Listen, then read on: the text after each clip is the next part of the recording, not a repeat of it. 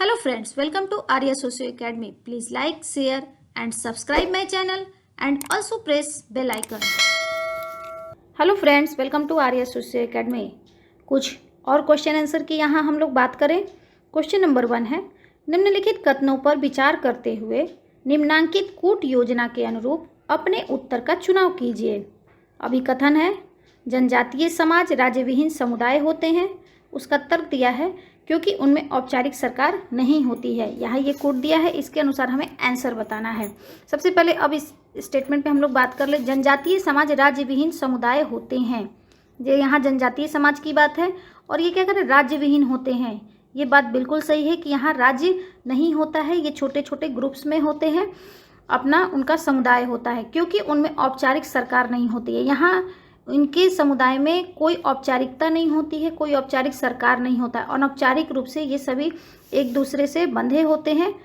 तो यहाँ ए और बी दोनों सही है। तो कौन सा इसमें आपको सही आंसर सही लगता है? ए तथा आर दोनों ठीक है तथा ए आर की सही व्याख्या है। तो फर्स्ट का यहाँ सही आंसर ए होगा। फर्स्ट का सही answer A. Next question number 2, निम्नलिखित में से कौन 427 मान्यता प्राप्त समूह है?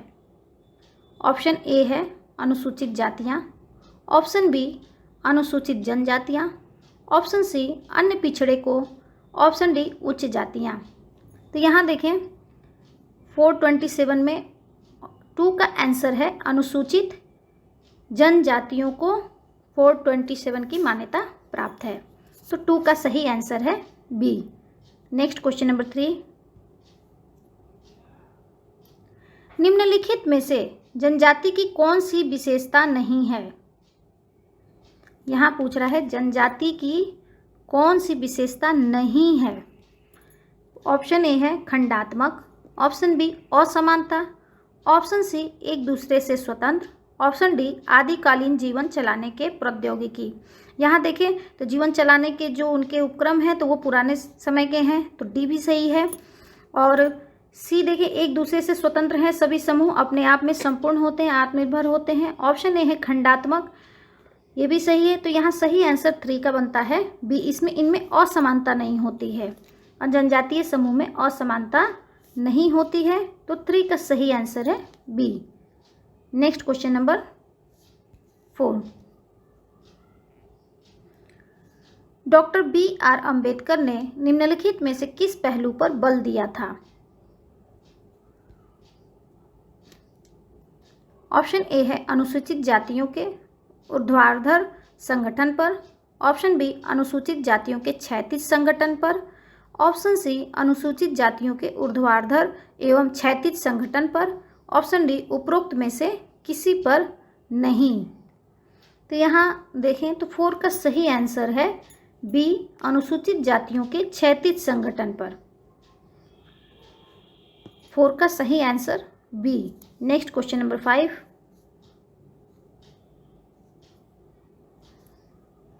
निम्नलिखित में से कौन सी अभिव्यक्ति का प्रयोग मैकाइवर ने समाज की परिभाषा में किया है?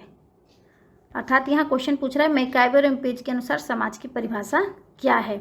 ऑप्शन ए है एक संस्थाओं की संरचना, ऑप्शन बी एक सामाजिक प्रक्रिया की संरचना, ऑप्शन सी एक परिस्थितियों तथा भूमिकाओं का संगठन, ऑप्शन डी अंतःक्रियाओं तथा अंतः संबंधों का जाल।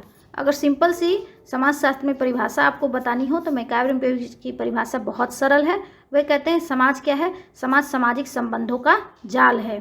तो यहाँ हम लोगों का सही आंसर क्या बन जा रहा है? 5 का डी। मैकाइवर एवं पेज ने समाज की परिभाषा में क्या कहा था कि यह अंतर संबंधों का एक जाल है, अंतःक्रिया और अंतर संबंधों का एक जाल। ये सही आंसर 5 का answer D. Next question number 6,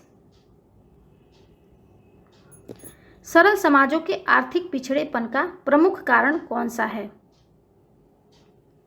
यहाँ सरल समाज की बात हो रही है, सरल जनजातीय समाज। सरल जनजातीय समाजों के आर्थिक पिछड़न का प्रमुख कारण कौन सा है? ऑप्शन ए है निर्धनता एवं अज्ञानता, ऑप्शन बी सामाजिक एवं सांस्कृतिक परंपरा, ऑप्शन सी आदिम प्रौद्योगिकी, ऑप्शन डी नातेदारी का संगठन। यहाँ पिछड़ेपन का कारण पूछ रहा है कि कारण कौन सा है। अगर यहाँ देखें तो इसका 6 का सही आंसर है सी। क्योंकि जैसी आपकी व्यवस्था होगी अर्निंग की, जैसी आपकी रहन सहन की जो व्यवस्था होगी, जो आप जिसके माध्यम से आय करते हैं, वैसे ही आपकी लाइफ स्टाइल होगी। तो ये क्या है, आर्थिक पिछड़ेपन क्या है, यहाँ आदिम प्रौद्योगिकी है। मतलब उनके जो खाने पीने रहने उठने जो भी इनकी आवश्यकताएं हैं जिनसे वो पूरा करते हैं, वो आदिम तरीके का है। इसलिए 6 का सही आंसर है सी। नेक्स्ट क्वेश्चन नंबर 7, समाज बनता है व्यक्तियों से। ऑप्शन ए है व्यक्तियों से, ऑप्शन बी व्यक्तियों के बीच संबंधों से, ऑप्शन सी है सामाजिक संस्थाओं से, ऑप्शन डी बी तथा सी दोनों से। तो अभी हम लोगों ने मैकआवर पेज की परिभाषा देखी, तो उन्होंने क्या कहा था, समाज व्यक्तियों के बीच संबंधों से बनता है। सामाजिक संबंधों से समाज का निर्माण होता है। समाज सामाजिक संबंधों का जाल है। तो यहाँ वो संस्थाओं की बात ही नहीं है कोई, और व्यक्ति तो रहेंगे ही तभी समाज बनेगा। तो 7 का सही आंसर है बी, व्यक्तियों के बीच संबंधों से। नेक्स्ट क्वेश्चन नंबर 8, मानव समाज पुस्तक के लेखक कौन है? Human society. आपको दिक्कत होगी तो यहाँ ह्यूमन सोसाइटी।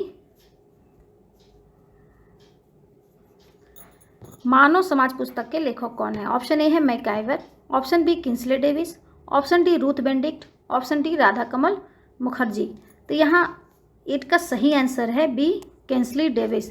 किंसले डेविस की बुक है ह्यूमन सोसाइटी। बहुत बार ये क्वेश्चन में आता है। तो 8 का सही answer B. Next question number 9, निम्नलिखित में से किसकी सदस्यता जन्म से प्राप्त होती है? अर्थात जन्म से ही व्यक्ति उसका सदस्य हो जाता है, जन्म लेते ही।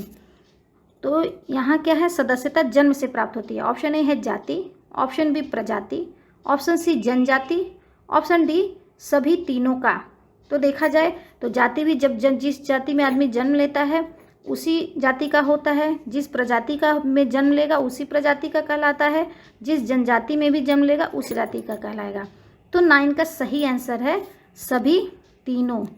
ये तीनों सही हैं। इसकी सदस्यता जन्म से ही प्राप्त होती है। इसे हम अपनी योग्यता द्वारा हम इसे प्राप्त नहीं कर सकते हैं, ये हमें जन्म से ही मिलता है। तो 9 का सही आंसर है डी। नेक्स्ट क्वेश्चन नंबर 10,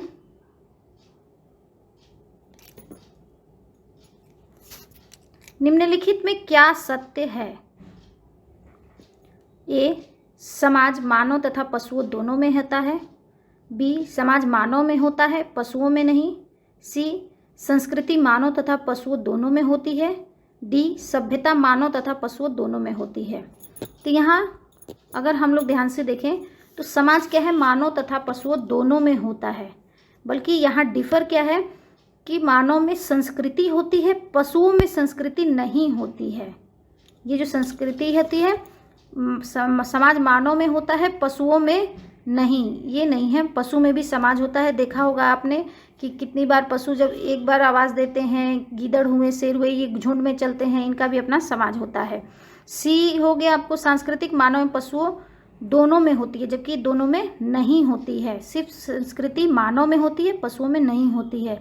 सभ्यता मानव तथा पशुओं दोनों में होती है, ये भी नहीं है। जब संस्कृति ही नहीं है तो सभ्यता भी नहीं होगी। सभ्यता मानव में केवल होती है, पशुओं में नहीं होती है। तो 10 का सही आंसर है ए। इस पर आप वीडियो भी देख सकते हैं कि मानव समाज और पशु समाज में क्या अंतर है, इस पे वीडियो बना हुआ है। तो यहाँ 10 का सही आंसर है ए। नेक्स्ट क्वेश्चन नंबर 11, निम्नलिखित में से कौन सा कथन हंटिंगटन का है? ऑप्शन ए है समाज के भाग्य का निर्णय आर्थिक परिस्थितियां करती हैं, ऑप्शन बी समाज के भाग्य का निर्णय भौगोलिक परिस्थितियां करती हैं, ऑप्शन सी समाज के भाग्य का निर्णय सामाजिक परिस्थितियां करती हैं, ऑप्शन डी समाज के भाग्य का निर्णय राजनीतिक परिस्थितियां करती हैं। क्वेश्चन को पहले ध्यान से देखें, ये कथन पूछ रहा है और किसका कथन? हंटिंगटन का कथन पूछ रहा है। हंटिंगटन महोदय जब भी बात करते हैं वो भौगोलिक परिस्थितियों का बात करते हैं, जिससे समाज पर प्रभाव पड़ता है। भूगोल का समाज पर क्या प्रभाव पड़ता है इसके बारे में वो बताते हैं। तो यहाँ 11 का सही आंसर बनता है बी, समाज के भाग्य का निर्णय भौगोलिक परिस्थितियाँ करती हैं। 11 का सही answer B. Next question number 12, निम्नलिखित में से कौन सी जनजाति मध्य प्रदेश की है?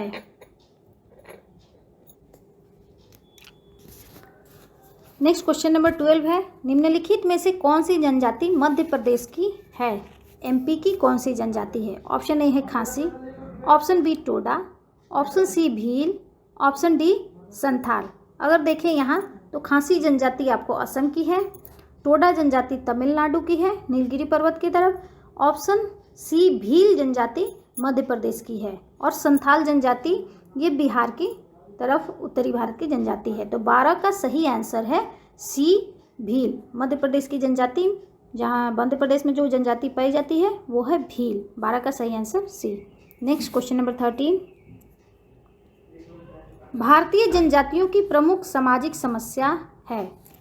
यहाँ जनजातियों की सामाजिक समस्या पूछ रहा है। सामाजिक किस तरह की? सामाजिक समस्या। ऑप्शन ए है तीव्र सामाजिक परिवर्तन, ऑप्शन बी पिछड़ापन, ऑप्शन सी शोषण, ऑप्शन डी विवाह विच्छेद।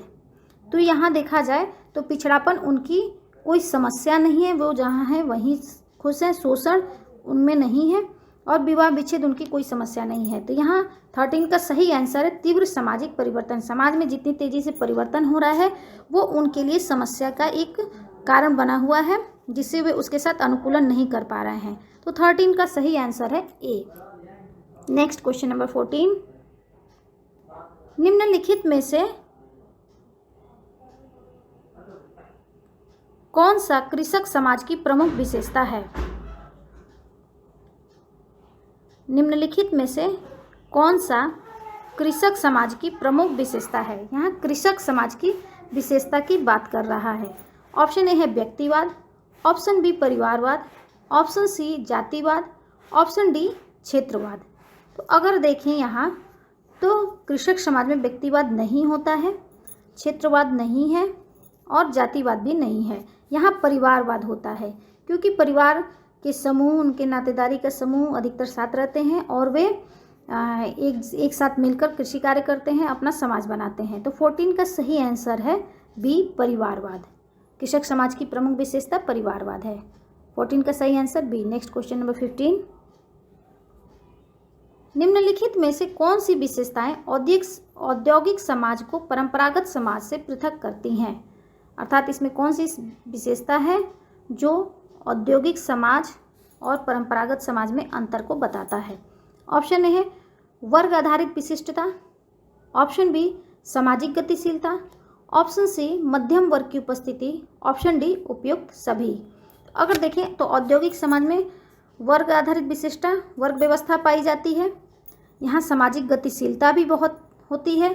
मध्यम वर्ग भी औद्योगिक समाज की विशेषता है। तो यहाँ देखें तो सही आंसर है डी। ये सभी विशेषताएं औद्योगिक समाज की हैं जो परंपरागत समाज की नहीं है, और जो ये विशेषताएं जिनके आधार पे हम परंपरागत समाज से औद्योगिक समाज को अलग करते हैं। तो 15 का सही आंसर है डी। तो यहाँ हम लोगों ने महत्वपूर्ण प्रश्नोत्तर को देख लिया।